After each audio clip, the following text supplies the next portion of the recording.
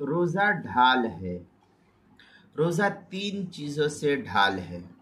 پہلی، نفس اور شیطان کے مکر و فریب سے ڈھال ہے، بچاؤ کا ذریعہ ہے۔ لہذا جو شخص خواہشات نفسانیہ سے تنگ ہے اور وساوس شیطانیہ میں ہر وقت گرفتار رہتا ہے، روزہ اس کے لیے تیر بہدف کا علاج ہے۔ روزے کے ذریعے سے نفسانی خواہشات انسان کو کمزور کر دیتی ہے گناہ کرنے سے۔ اس سے جوانی کا نشہ اتر جائے گا اور وساوس سے بھی انسان کو نجات مل جائے گی۔ دوسرے کہ دنیاوی پریشانی اور مصائب سے ڈھال ہے۔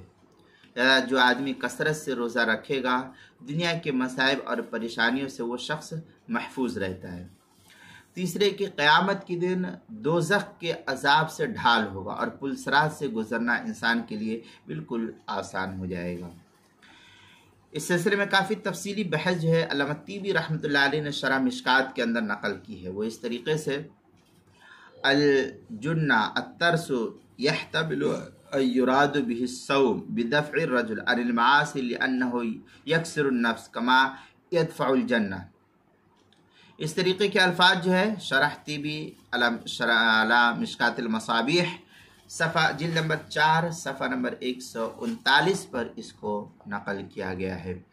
اور روزے کے مسائل کا انسائکلوپیڈیا حروف تہجی را عنوان ہے روزہ ڈھال ہے، صفحہ نمبر 100 پر جو ہے اس کو نقل کیا گیا ہے۔